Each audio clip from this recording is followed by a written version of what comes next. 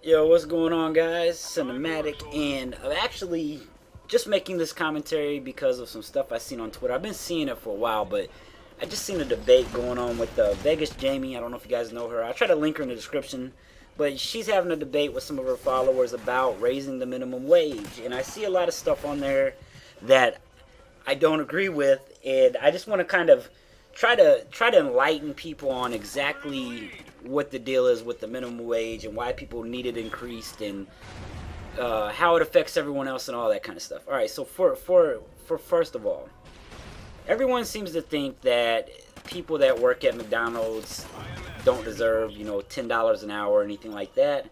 I know they asked for 15, and I think they were shooting high to get somewhere in the middle. But honestly, I'm just gonna say off the bat, I think restaurant workers like McDonald's, Burger King, Denny's, wherever, they should be making at least like $10 an hour.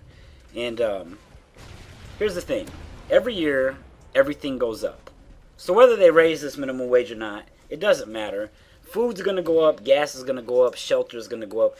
Practically everything goes up a certain amount every year, and our wages don't reflect that. So basically, people that are making $7.50 an hour right now are basically living off of practically like $5 an hour in reality, because shits went up so much that their $7 an hour really isn't even worth $7. Like when you factor in how much gas has went up, how much food has went up, rents went up, all these things have went up. But so let me break a few things down for you. A lot of people are saying, but I went to school and I got an education and I make $16 an hour and you're going to pay this guy $10 an hour to flip burgers. Well, to be honest, a lot of the trade jobs and things you have to go to school for, they haven't been advancing with the cost of living either. So if they paid the wages they should pay, just say they paid McDonald's workers $10 an hour and you were making $16 an hour, you probably should be making about $18 an hour. The raises in this country, the way they do the raises, are bullshit at a lot of these jobs. Now, you have some jobs where they give you decent raises, but there's a lot of them that they give you a quarter a year, 15 cents, a nickel, and those do not compare at all to the amount that things go up. So, like I said, teachers aren't getting paid enough. Factory workers aren't getting paid enough. Mechanics, like a lot of these people aren't getting paid what they should be getting paid.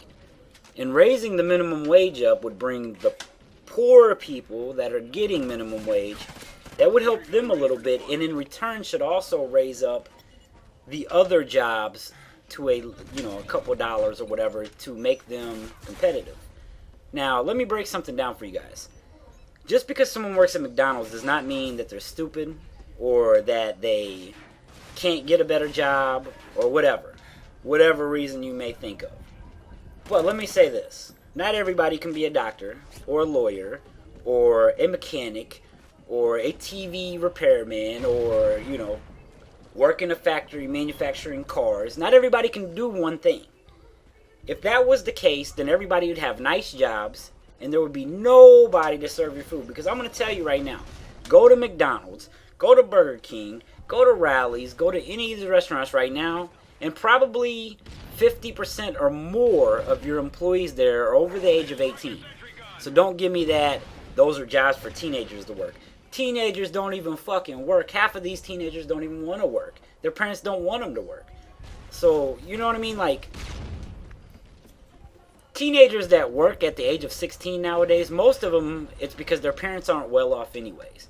But all of the middle and upper class people nowadays, they don't even want their kids going to work at 16. They want them to stay in school and yada yada yada. But what I'm saying is, somebody's got to make the fucking food. You love McDonald's, you love the dollar menu, you're getting that dollar menu because they pay employees their $7 an hour that they make money doing it that way. Now, you know what I mean? Like, this is the thing with that. Ooh, they're going to raise the price of a McDouble to $2 now if they're going to pay them more money. We shouldn't be eating that bullshit anyways. They make it so cheap because it's disgusting. Don't get me wrong, I like McDonald's cheeseburgers, but they're nasty, they're bad for you. But that is how they sell the shit so cheap now. It's not necessarily just because the labor is so low. It's because it's cheap-ass, nasty food. But, anyways, what I'm getting at is, they do need to raise the minimum wage. They also need to raise everyone else working's wages because we're getting fucked royally in the ass by inflation. You can look at it however you want. They defile and rape our currency to where basically in reality right now a $1 bill is probably worth about 4 cents. As in what you can buy. The buying power of the dollar is probably about 4 cents. Because what they do is they say, everybody's broke.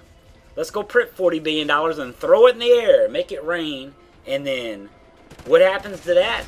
That devalues the currency. So then that cell phone that was $200 is now $280, which I'm way under exaggerating that.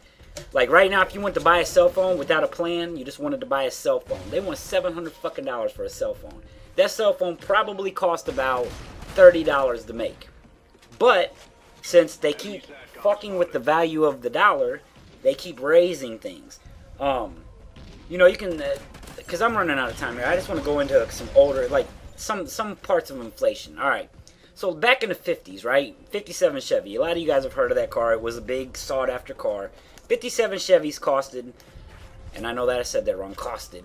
They used to cost about $500, right? And you could say, well, that wasn't the 50s though. Things have changed now.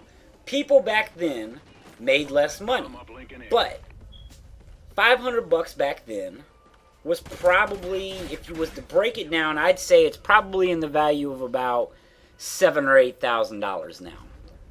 Something that cost $500 then to buy it now would maybe cost $7,000 or $8,000.